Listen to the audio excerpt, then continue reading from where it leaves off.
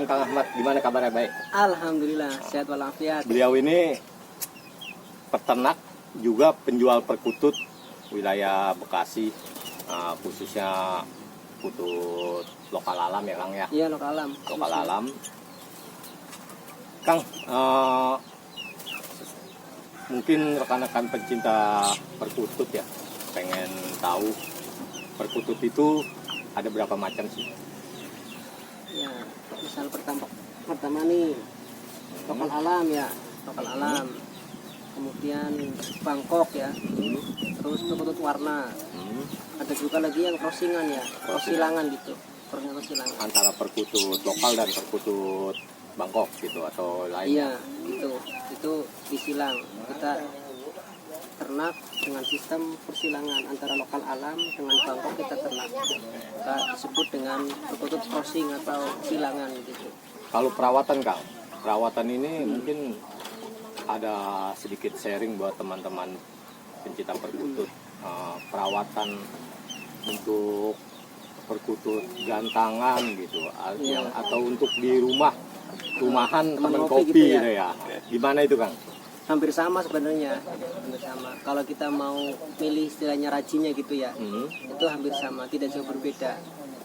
Pada intinya tadi, pertama dari mulai perawatan mandi ya, itu paling nggak sehari sekali. Sehari sekali. Iya, dimandikan, terus dikasih jamu, misalkan jahe atau kencur gitu ya, atau kunyit sedikit, nanti dijemur.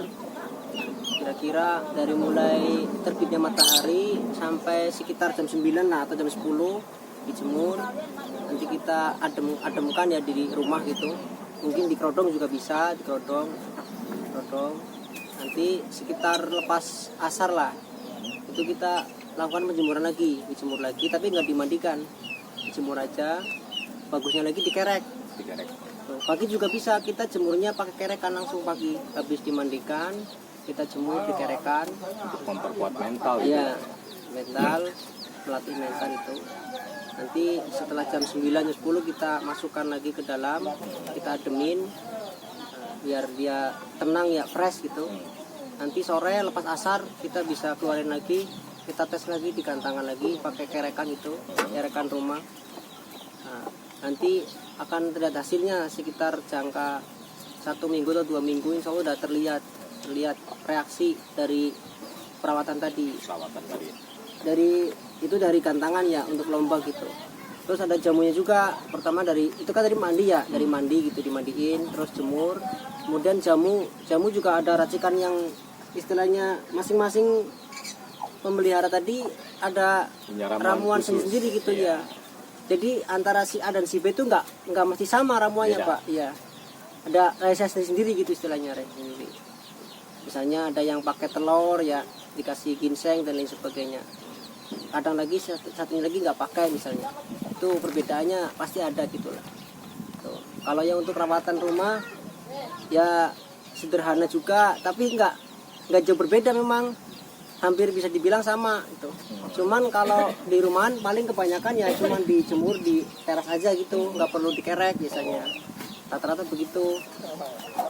Tapi kembali pada masing-masing si pemelihara tadi. Kalau si pemelihara tadi lebih senang dengan kerekan ya pakai kerekan.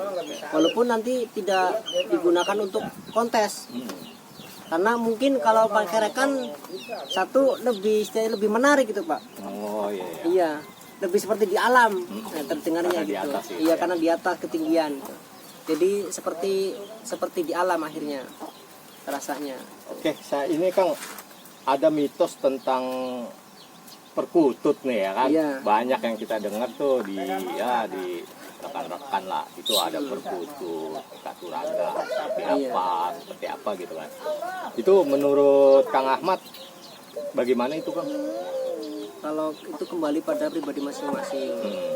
Cuma kalau kita memang lihat dari sejarah kerajaan ya, itu memang insya Allah memang ada. Yaitu kembali semua itu adalah kuasa Allah kita coba. Kuasa Allah. Katurangan. Karena saya juga selama setahun ini ya, genap setahun lebih kurang, saya terjun di dunia perkutut, memang menyaksikan dari cerita seorang pemikat gitu ya, pemikat atau penjaring yang yang asli itu dari pemikatnya langsung itu menceritakan kejadian-kejadian nyata gitu ya di luar nalar. Seperti contoh kemarin waktu saya di Cilengsi itu, di desa Cikahuripan SDN 1 itu daerah situ, itu Pak, kalau nggak salah namanya Pak Antana, kalau nggak salah Bapak Antana itu beliau seorang sesepuh dalam dunia perkutut lokal alam khususnya ya. Beliau tukang pikat dan tukang jamu juga. Itu pernah bercerita kepada saya bahwa di Gunung Putri beliau pernah dapat 1 ekor perkutut lokal alam, dapat mikat ya dengan seorang temannya, 1 orang itu. Dulu perkutut udah diincar, udah lama diincar. Setelah dapat lebih kurang waktu asar dapatnya, kenanya kena jaring. Pas kena jaring itu ada penampakan ular gede Pak. Di belakangnya ada ular besar segede kaki katanya, ular warna hitam, sama penampakan banteng luyo yang bermata merah. Jadi ada 2 penampakan. Kemudian si penjaring tadi bilang sama makhluk gaib tadi, kami nggak berniat jahat atau mengganggu kalian, kami hanya ingin memelihara perkutut ini gitu. Dan sekejap mata juga itu, saat itu juga makhluk gaib itu hilang. Itu satu kisah nyata dari penuturan beliau sendiri yang memang asli tukang pikatnya ya. Iya. Alhamdulillah sampai sekarang beliau masih, alhamdulillah masih sehat walafiat, masih ada. Itu berarti si perkutut itu ada punya keistimewaan gitu Kang ya. Jadi istilahnya makhluk gaib tadi istilahnya meminjam jasad perkutut Pak. Begitu. Lebih kurangnya begitu teorinya. Teorinya ya. Jadi kadang ada makhluk bangsa jin yang istilahnya meminjam atau merasuk pada jasad perkutut tadi. Numpang tempat lah. Ya, mungkin banyak rekan-rekan perkutut juga kurang begitu paham ya. Bahkan ada mitos-mitos yang seperti itu nggak terlalu dimasukkan di hati mereka gitu. Mereka hanya penghobi dan penikmat dari suara. Oke Kang, coba mungkin bisa dikasih tahu ke rekan-rekan seperti apa sih perkutut bagusnya itu. Kalau dari segi fisik ya, dari mulai paruh nih contohnya, yang saya amati lah ya selama saya belajar di dunia perkutut tuh, kalau dari segi suara ya, kalau kita mau suara yang keras ya atau kenceng gitu ya, yang bagus, terutama nih dari paruh ini, dari lubang hidungnya itu lebih besar, lubang hidung lebih besar ya, lebih besar. Nah, terus paruh juga tebal, ya lebih tebal. Itu insya Allah biasanya rata-rata dominan suaranya nanti kencang. Ya, kalau lubang hidung lebih besar, paruh tebal, itu insya Allah rata-rata mayoritas lebih dominan suaranya kencang. Kalau dari fisik kaki atau bulu sayap, bulu itunya itu Kang seperti apa Kang? Kalau dari sayap mah gitu, nggak begitu berpengaruh. Terutama kalau untuk suara itu patokannya hanya itu tadi, lubang hidung lebih besar, terus paruh tebal. Terus biasanya kepalanya di sini ada seperti gimana ya? Kalau disentuh itu ada agak apa sih itu namanya? Enggak, agak jeblos sedikit. Terus ininya agak lebih seperti ikan lohan. Sininya biasanya di depannya sini lebih besar menonjol gitu. Terus ininya agak turun sedikit. Nah, itu insya Allah rata-rata suaranya bagus, rata-rata atau nyaring itu, rata-rata dominan. Yang saya tahu ya, selama saya belajar di dunia perkutut itu dari segi suara keunikan bagusnya. Kalau keunikan dari buntut Kang, kan ada yang buntut hitungan itu seperti apa sih Kang? Kalau ekor buntut itu ya kan minimal 7 ya, 7 helai ya, 7 helai nih. Nah, kemudian yang paling banyak itu menurut informasi yang sudah berpengalaman ya, itu 21. Lebih banyaknya, yang paling banyak gitu. Dari 7, 8, 9, 10, 11, 12, 13, 14 dan sampai seterusnya 21 itu ya. Itu lebih banyak, paling banyak itu 21 helai dari jumlah ekornya. Kalau yang banyak dicari oleh pecinta perkutut lokal alam yang berkaturanggan itu ya, itu dari jumlah ekor rata-rata yang dicari adalah, yang kebanyakan dicari itu jumlah ekor yang ganjil. Ya, contoh lah yang paling sering itu ya seperti ekor 11. Ekor 11 itu ya disebut dengan songgorewang. Songgorewang. Songgorewang. Hmm. Nah, ekor 11. Kalau untuk ekor 13 itu Satrio Pamana. Kalau ekor 15 itu Pandawa Mijil, ekor 15. Nah, kalau ekor 16 itu Satrio Wirang misalnya.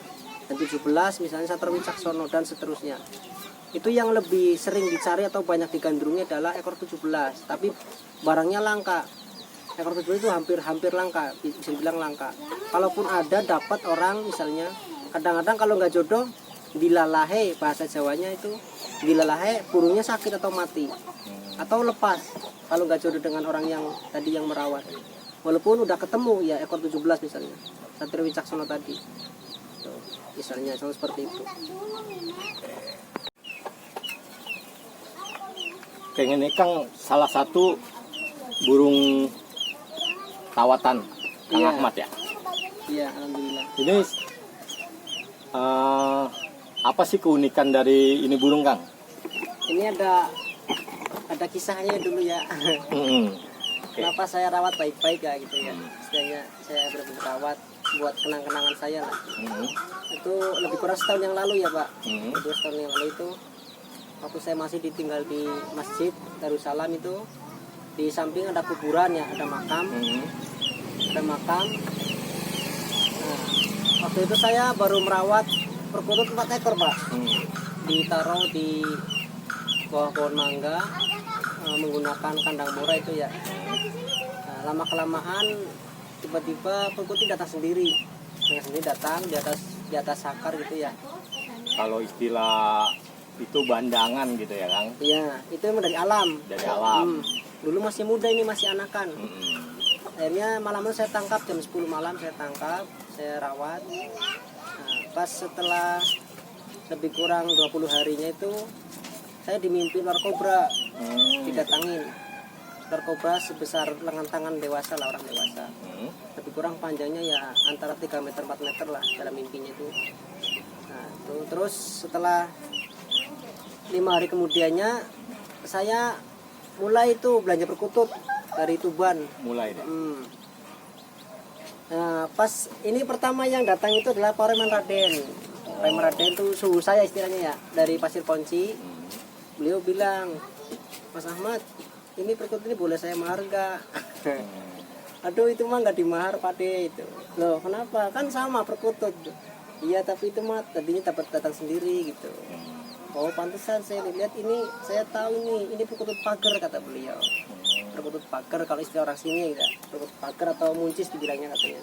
Cirinya seperti apa tuh Kang kalau perkutut pager? Ciri-cirinya itu lebih kecil bodinya, pendek. Kalau diukur Pak, seperti ini Pak, ukuran panjangnya bodinya. Kecil ya? Terus kakinya pendek, lehernya juga pendek gitu. Lehernya pendek. Terus ekor juga agak pendek juga, jadi menyesuaikan lah antara kaki dengan leher dan ekor.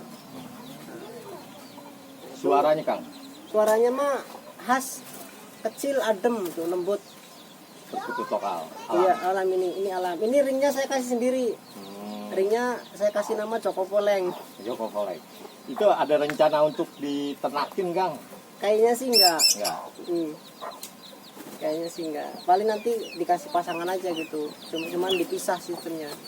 Supaya saya ada temannya gitu aja.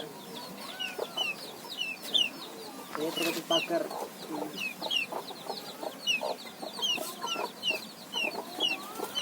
Oke, teman-teman pencinta, rekan-rekan pencinta unggas khususnya perkutut, hari ini mungkin cukup sekian dulu silaturahmi kita ke rumah Kang Ahmad ya. Iya. Bagi rekan-rekan yang ingin piara perkutut bisa hubungi WA beliau nanti di deskripsi, tinggal japri aja ya Kang ya. Insya Allah. Beliau baik bisa untuk sharing tentang perkutut seperti apa. Insya Allah. Oke rekan-rekan, salam kopi. Assalamualaikum warahmatullahi wabarakatuh. Waalaikumsalam warahmatullahi wabarakatuh.